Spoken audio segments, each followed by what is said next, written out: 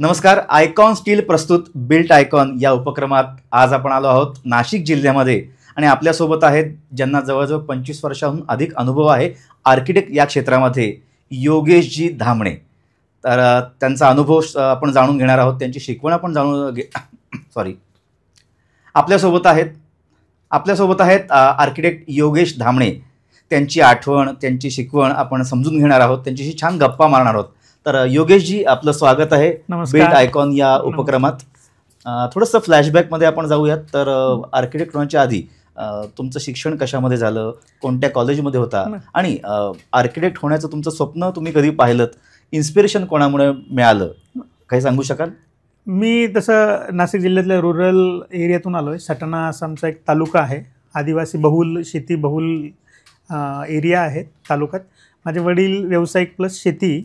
तसं background as such आर्किटेक्चरमधलं तसं काही नव्हतं, परंतु आपण ते शुद्ध असं त्या लोकल भाषेत म्हणतो ना, अंगात किडे काहीतरी असतात. तर लहानपणापासून काहीतरी जोडतोड करणं, कशाला काहीतरी जोडणं, गल्लीत म्हणजे आम्ही ज्याला आपण आजकाल लेन म्हणतो इंग्लिश भाषेत, त्याला जुन्या काळातली आपल्या भाषेतली गल्ली, त्या गल्लीत रिकामे उद्योग करणं, कन्स्ट्रक्शनच्या साईटवर जाणं, काहीतरी खटाटोप करत राहणं, हा तो पिंड होता. अभ्यासात तसा मी काय म्हणू, तेव्हा स्कूल लेवलला किंवा शाळेच्या लेवलला सो होतो. आणि तिथून हा क्षेत्र आलं. गावात असल्यामुळे मला खूप काही ज्ञानाचं आर्किटेक्चर किंवा डिग्रीबद्दल काही असं माहीत नव्हतं. परंतु मी अचानक 8वी नंतर पुण्यात शिक्षण घेतलं. 8वी 10वी 11वी आणि पुढचं सर्व शिक्षण माझं पुण्यात झालं. मग पुण्यात गेल्यानंतर अगदी गावातून शहरात गेल्याचा खूप मोठा फरक पडला. आणि मग कुठेतरी तो मला एक बॅकग्राऊंड मिळालं की अरे हे माझी जे पिंड आहे शिक्षण घेण्याचा किंवा शिकण्याचा किंवा काही आत्मसात करण्याचा, ते आर्किटेक्चरमधून मला मिळू शकतं. आर्किटेक्चर हा क्षेत्र जे आहे ना, हे क्रिएटिव्ह आहे, इनोव्हेटिव्ह आहे. मी बऱ्याचदा मजेत सांगतो की आर्किटेक्चर म्हणजे दुसऱ्याच्या घड्याळात वेळ बघायची आणि त्यालाच वेळ सांगायची. वा सर, तुम्ही खूप छान विचार दिलात की आर्किटेक्ट म्हणजे स्वतःच्या घड्याळात बघायचं आणि दुसऱ्याला वेळ सांगायची, पण ते सांगण्याचं एक स्किल असतं. अगदी बरोबर. चुकीची वेळ जर का सांगितली गेली तर समोरचा चुकू शकतो. यात खूप मोठी जबाबदारी असते. मग त्याला काय अपेक्षा आहे, त्याच्याकडनं काय आपल्याला घ्यायचंय आणि त्याला काय द्यायचंय, हे जोपर्यंत समजत नाही तोपर्यंत आपण खऱ्या अर्थाने सक्सेसफुल नाही होत. बरोबर सर. म्हणजे याच्यामध्ये सगळ्यात महत्त्वाचं काय असतं एक आर्किटेक्ट म्हणून, तर एखाद्या गोष्टीचा प्लॅन म्हणजे प्रोजेक्ट कसा डिझाईन करायचा आणि त्याचं एक्झिक्युशन कसं करायचं, हा जो पहिला इनिशिएशन थॉट जो असतो तो एक आर्किटेक्टचा असतो. अगदी बरोबर. त्या इनिशिएशन थॉटचा तुम्ही विचार कसा करता आणि तो एक्झिक्यूट करताना तुम्ही काय काय हँडल करता गोष्टी? बऱ्याचदा काय असतं, आता प्रोजेक्टचं व्हेरिएशन वेगवेगळे असतात. काही अपार्टमेंट्स असतात, बंगलोज असतात, इंडस्ट्री असते. क्लायंट वेगवेगळा असतो, वेगवेगळ्या बजेटमधला असतो, वेगवेगळ्या कम्युनिटीचा असतो. मग जेव्हा मी बंगलोचं आपण एक एक्झाम्पल घेतलं, बंगलो ज्या दिवशी आम्ही डिझाईन करतो तेव्हा त्या क्लायंटच्या फॅमिलीशी आम्ही इंटरॅक्ट करतो आणि मी तरी सांगतो की क्लायंटला, बाबा मी तुझ्या घरी जेवायला येणार आहे. जेव्हा मी त्याच्या घरी जातो, त्याच्या फॅमिलीत त्याचे मिसेस, त्याचे मुलं, घरातल्या फॅमिली मेंबर्सचा एक अंदाज येतो, त्यांचं लाईफस्टाईल कळतं आणि त्या लाईफस्टाईलने एक थॉट प्रोसेस बदलते. प्लॅन सगळ्यांचे सेमच असतात, किचन सेम, बेडरूम सेम, परंतु एक असं कुठेतरी एक there is a thin line in between client to client variation. तर त्याच्यासाठी आम्ही प्रयत्न करतो. हे झालं. आणि इंडस्ट्रीमध्ये तसंच बिल्डरचेही प्रोजेक्ट्स असतात. बिल्डरसाठी त्याला काय अपेक्षा आहे की जर का ते सगळे चांगले प्लॅन झाले तर कदाचित त्याच्या बिल्डिंग लवकर विकल्या जातात, प्रॉपर अप्रोप्रिएट ठिकाणी, अप्रोप्रिएट तिकीट साईज म्हणतात त्याला, त्या पद्धतीने विकले जातात. याच्या छोट्या छोट्या गोष्टी असतात, त्याला कस्टमायझेशन म्हणू आपण, जे कस्टमायझेशन करण्याचा आपण प्रयत्न करतो. बरोबर. आणि निश्चितच ते सक्सेसफुल होतं. नक्कीच सर. तुम्ही आता म्हणलात की तुम्ही क्लायंटचा विचार करता, म्हणजे असं आपण म्हणतो ना की गरज ही एक तर शोधाची जननी असते. अगदी बरोबर. किंवा बदलाची पण जननी असते. बरोबर. तर ती गरज तुम्ही जाणून त्या प्रोजेक्टवर तुम्ही काम करता. तर असा कुठला तुमचा सुरुवातीचा प्रोजेक्ट की बाबा तुम्हाला एक लक्षात राहिलाय, एखादा आयकॉनिक प्रोजेक्ट तुम्ही आतापर्यंत हँडल केलाय? बऱ्याचदा आता मी म्हणजे माझं तोंडावर कौतुक करण्यासारखं नाही, परंतु माझी आता ख्याती अशी झालेली आहे, जे माझ्याकडे नवीन क्लायंट येतात त्यांच्या रेफरन्सने, की फॅमिली जे काय म्हणतो आपण जॉईंट फॅमिली रेसिडेन्सेसमध्ये मी एक्सपर्ट असं म्हणायला हरकत नाही. मी जे काय आतापर्यंत 40-50 जे बंगलो केलेले आहेत किंवा आत्ताही करतोय, तर अगदी अब्सोल्युटली ग्राउंड फ्लोअरपासून तर 5 मजल्यापर्यंत असे व्हेरिएशन आहे त्या बंगल्याच्या स्केलमध्ये. मग त्या क्लायंटला समजून घेणं असतं. बऱ्याचदा आईवडिलांची अपेक्षा असते की सगळ्या मुलांनी एकत्र राहणं, ते समजून घेणं. अशी मी आत्ता सध्या बऱ्याच वेगवेगळ्या जातीची किंवा धर्माची जी काही अशी फॅमिलीज असतात ना, त्यांच्यासाठी बरंचसं काम करतोय. आणि मेजर रोल मी प्ले करत असतो त्या केसमध्ये, की ते फॅमिली समजून घेणं आणि ते प्लॅनमध्ये कसं इम्प्लिमेंट करायचं. त्याच्याने होतं. आणि अशा आता आहेच बरेच, आता मी नाव घेणं ह्या प्लॅटफॉर्मवर योग्य होणार नाही, त्या बऱ्याच फॅमिलींसाठी मी आता अपार्टमेंट्स आणि बंगलोज डिझाईन करतोय. बरोबर. सर तुम्ही छान विचार दिलात की तुम्ही फॅमिलीचा विचार करून एखादा प्रोजेक्ट हँडल करता.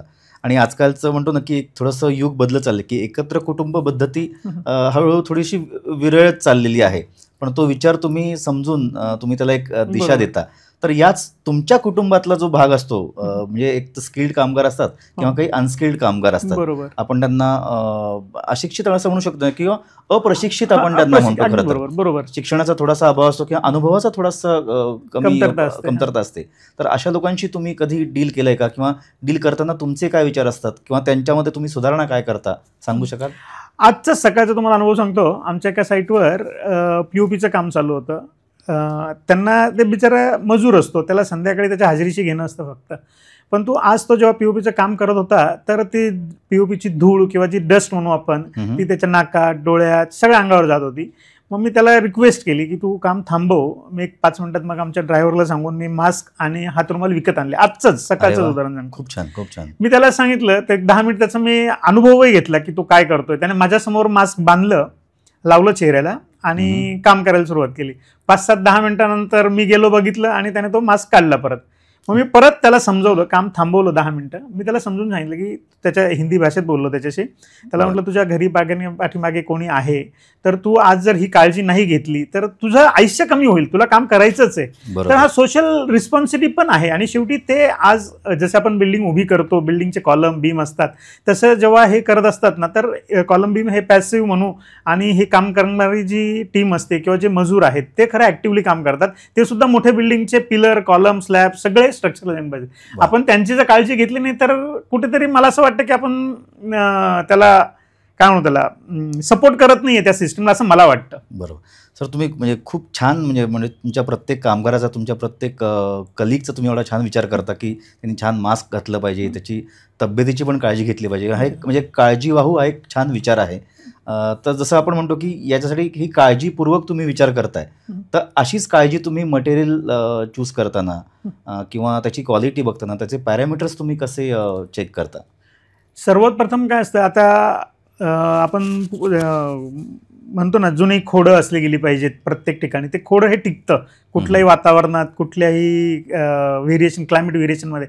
तसं आम्ही जेव्हा ब्रँड किंवा वेंडर्स किंवा काही सिलेक्शन करताना तो विचार करतो की हा ब्रँड किती वर्षापासून आहे, त्याची खरंच तेवढी डिग्निटी आहे का, त्याचे प्रॉडक्ट खरंच चांगले आहेत का, ते सस्टेनेबल इन ऑल रिस्पेक्ट. प्रत्येक ठिकाणी क्लायमेट सस्टेनेबलच असलं असं नाही आहे पाहिजे. उद्या सेल्स आफ्टर सर्व्हिस मिळते का, ते टेक्निकली तेवढं साऊंड आहे का, हे सगळे पॅरामीटर्स आम्ही क्लायंटलाही सांगतो, आमच्या कॉन्ट्रॅक्टर्सलाही सांगत असतो आणि जे आमच्याबरोबर टीम काम करते त्यांनाही आम्ही या सगळ्या गोष्टी सांगत असतो. बरं आपल्याला प्रवास करायचा आहे, मला मुंबईपर्यंत प्रवास करायचा आहे, तर माझ्या टीमलाच माहित नाही की आपल्याला मुंबईपर्यंत जायचं की ठाण्यापर्यंत जायचं, तर तो प्रवास कुठेतरी थांबतो. म्हणून आम्ही तो प्रयत्न करत असतो की सगळ्यांना एकाच काय म्हणतो त्याला गाडीत बसून नेलं पाहिजे. वा, खूप छान विचार आहे की सगळ्यांना एकत्र पुढे घेऊन गेलं पाहिजे. याच विचारावर मला तुम्हाला विचारायचं आहे की आत्ता आपण प्रशासनाबद्दल जर का तुम्हाला काही विचारलं की त्यांच्या आत्तापर्यंत ज्या सुधारणा चालू आहेत आपल्या शहरासाठी, जिल्ह्यासाठी, तर त्याबद्दलचे तुमचे विचार काय आहेत आणि त्याबद्दल काही सुधारणा तुम्ही सांगू शकता? प्रशासन खरंच काम करतंय. आता प्रशासनाला आडकाठी आपण आहोत. आपण भ्रष्टाचाराला सपोर्ट करतोय, आपण थोडासा माहित नाही मला, मी खूप मोठ्या प्लॅटफॉर्मवर बोलतोय किंवा मोठ्या इश्यूशी बोलतोय, हा तर सगळीकडेच बोलतायत, परंतु थोडंसं आपण प्रशासनाशी पॉझिटिव्हली सपोर्ट द्यायला पाहिजे आणि त्यांच्या संगनमताने काम करायला हवं. ठीक आहे, भ्रष्टाचार हा जिथे आपल्याला अवॉइड करता येईल, काही करता येईल, टेक्निकली काही दिसतंय आपल्याला चुकीचं घडतंय तर आपण त्यांना इन्फॉर्म करा की अरे हे चुकतंय, हे करा. मग आपण काय म्हणतो माझा काय फरक पडतो, माझा नाहीच आहे, हे देशाचं आहे. अरे हो, पण देश तर तुझाच आहे ना. हा आपण विचार करायला हवा. आपण काय करतो, डोळे झाक करतो आणि डोळे बंद करून पुढे सरकतो.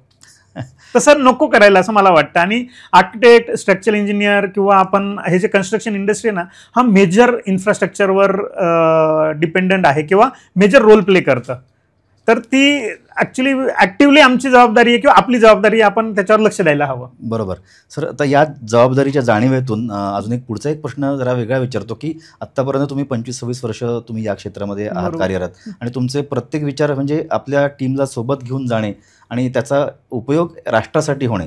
तर त्या तुमच्या आत्तापर्यंतच्या प्रोजेक्टमध्ये आयकॉन स्टीलचं असं काही योगदान तुम्ही कधी बघितलं आहे का की कुठल्या साईटवर, कुठल्या प्रोजेक्टवर तुम्ही वापरलं आहे का?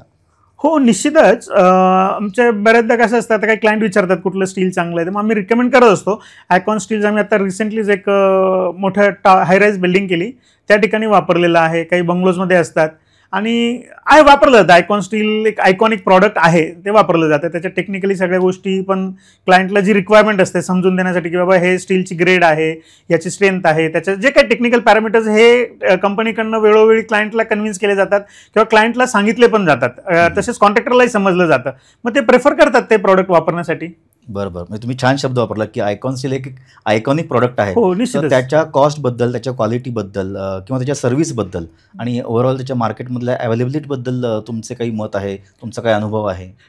मी आत्ताच रिसेंटली आपल्या सगळ्या मॅनेजमेंटशीच बोलत होतो, तेव्हा मी हेही बोललो की थोडा रीच अजून वाढवला पाहिजे, आपल्याला प्रत्येक ठिकाणी पोहोचलं पाहिजे, अशी माझी अपेक्षा आहे. स्टील निश्चितच चांगलं आहे, क्वालिटी चांगली आहे, टेक्निकॅलिटी ज्याला आपण म्हणतो तो सगळे पॅरामीटर्स सुटेबल आहे, पण रीच कमी पडते कुठेतरी, ती आपण वाढवली पाहिजे. बरोबर, नक्कीच. म्हणजे जोपर्यंत आपण माणसांपर्यंत पोहोचत नाही तोपर्यंत लोकांना त्याचा अनुभव येत नाही. बरोबर, अगदी बरोबर. खरंच. सर, शेवटचा प्रश्न असा विचारायचा की आता तुम्हाला एवढा अनुभव आहे 25-26 वर्षांचा, तुम्ही नाशिक आणि नाशिकेतर भागांमध्ये सुद्धा तुम्ही काम केलेलं आहे, उत्साहाने काम केलं आणि तुम्ही काळजीपूर्वक काम करता आणि लोकांची काळजी घेऊन काम करता. तर याच काळजीच्या दृष्टीने तुम्ही नवोदित जे अभियंता आहेत, आर्किटेक्ट आहेत किंवा या क्षेत्रात येऊ इच्छितात किंवा आता जे कार्यरत आहेत, त्यांना एक तुमच्याकडनं एक छान सल्ला म्हणा, एक शिकवण म्हणा किंवा एक मित्र म्हणून तुम्ही काय संदेश द्याल त्यांना? मी फक्त संदेशच देऊ शकतो, कोणाला शिकवणं चुकीचं लागणार किंवा योग्य पण नाही.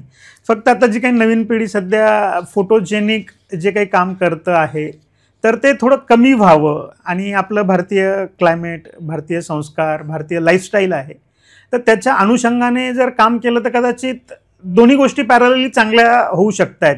बऱ्याचदा काय असतं की क्लायंट आजकाल कुठल्या तरी सोशल प्लॅटफॉर्मवरनं काहीतरी बघतो आणि तो आर्किटेक्टलाही सांगतो, आर्किटेक्टही बघतो आणि क्लायंटलाही सांगतो, त्यामुळे दोघांची खूप छान गट्टी जमते आणि मग कुठेतरी ते पुढे सरकतंय. परंतु या केसमध्ये आर्किटेक्टचा किंवा आपण जसं अभियंत्यांचा आणि आर्किटेक्टचा हा खूप मोठा रोल आहे की कस्टमायझेशन असलं गेलं पाहिजे. काही ठिकाणी ठीक आहे, प्रोटोटाईप करावेच लागणार आहेत, परंतु ॲटलिस्ट मायक्रो लेवलला कस्टमायझेशन असलं गेलं पाहिजे, हे माझ्या तरुण मित्रांना सांगणं आहे. वा, योगेशजी, खूप छान तुम्ही तुमचे विचार मांडलेत.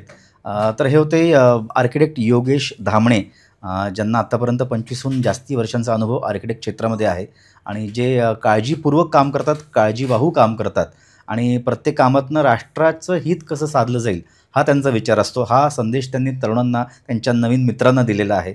खूप छान विचार आहे की नुसत्या दिखाव्यावर जाऊ नका, तुम्ही त्याच्या मुळापर्यंत जा, आपली संस्कृती जपून आपल्या देशासाठी काय हिताचं आहे तो विचार करून तुम्ही काम करा, नक्कीच तुम्ही यशस्वी व्हाल. योगेशजी, तुमच्या पुढील येणाऱ्या आयकॉनिक प्रोजेक्टसाठी आयकॉन स्टीलकडून, बिल्ट आयकॉनकडून तुम्हाला अनेक अनेक शुभेच्छा. खूप मनापासून धन्यवाद. धन्यवाद. मनापासून धन्यवाद.